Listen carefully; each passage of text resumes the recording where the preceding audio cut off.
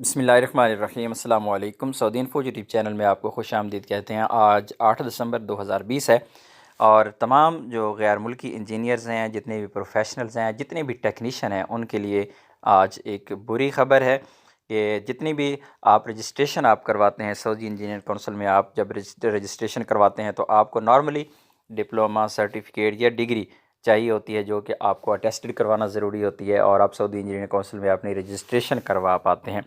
इससे पहले बहुत ज़्यादा लोग रजिस्ट्रेशन करवा चुके हैं कुछ फ़ेक डिग्रीज़ पे, और इसके अलावा अपने एक्सपीरियंस बेस्ड सर्टिफिकेट पे भी लोग सऊदी इंजीनियर काउंसिल में रजिस्ट्रेशन करवा चुके हैं। अभी ये वाले लोग जो नॉन प्रोफेशनल है, जिन्होंने गलत रजिस्ट्रेशन करवा रखी है, दो तरीक़ों से फंस रही हैं। एक तो इनकी डिग्रियां जो डिप्लोमे हैं वो पकड़े जा रहे हैं, जब वेरिफिकेशन होती है तो पता चलता है कि फ़ेक डिग्री है।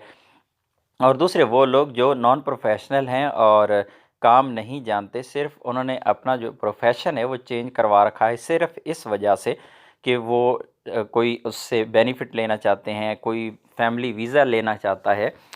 और कुछ ऐसे भी लोग हैं जो प्रोफेशनल के वीज़े पे मौजूद है लेकिन काम कुछ और करते हैं। जिस तरह जितने भी आज़ाद वीज़ा वाले लोग हैं, आपके पास अगर इलेक्ट्रीशियन का वीज़ा है और आप काम कुछ और करते हैं, इलेक्ट्रीशियन का आप काम नहीं जानते, क्योंकि जो आज़ाद वीज़ा वाले हैं ज़ाहिर है कफ़ील को मंथली देते हैं और उसी बेस पे वो काम करते हैं।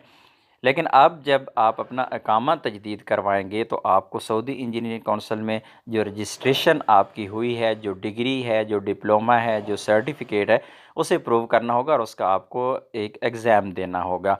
यहाँ पर डिटेल आई है लेकिन इसमें जो चीज़ बताई गई है उसमें टाइम का नहीं बताया गया। मैं आप लोगों को याद करवाता चलूँ कि अगर आप मेरे जो रेगुलर व्यूअर हैं तो आपको याद होगा कि आज से कम से कम कोई 2 साल या 1.5 साल पहले सऊदी इंजीनियरिंग काउंसिल की तरफ से कुछ अहकामात आए थे, जिसमें कहा गया था कि अब जितने भी लोग रजिस्टर होंगे सऊदी इंजीनियरिंग काउंसिल में, तो तमाम लोगों को पहले एक इम्तहान देना होगा। अगर वो इम्तहान अपना पास करेंगे तो ऐसी सूरत में ही उनकी रजिस्ट्रेशन होगी।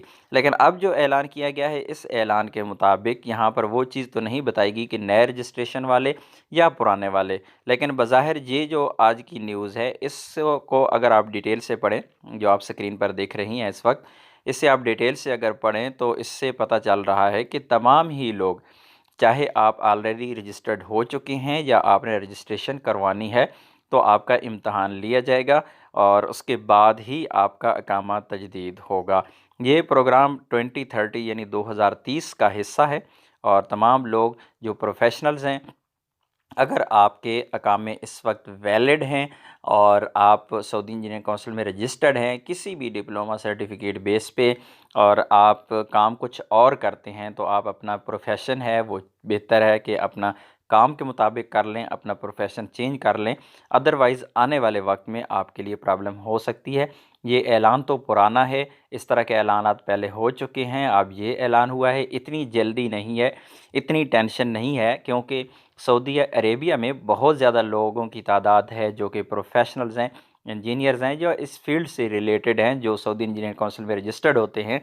इतनी ज़्यादा जल्दी की ज़रूरत नहीं है, कुछ लोग बहुत जल्दी ही परेशान हो जाते हैं।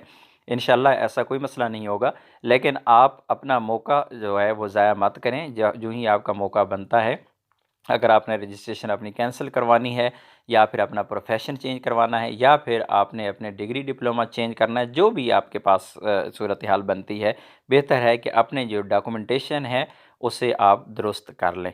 उम्मीद है आज की इन्फॉर्मेशन आपको अच्छी लगी होगी। मिलते हैं एक और नई वीडियो के साथ, तब तक के लिए इजाज़त दीजिए। अल्लाह हाफिज़।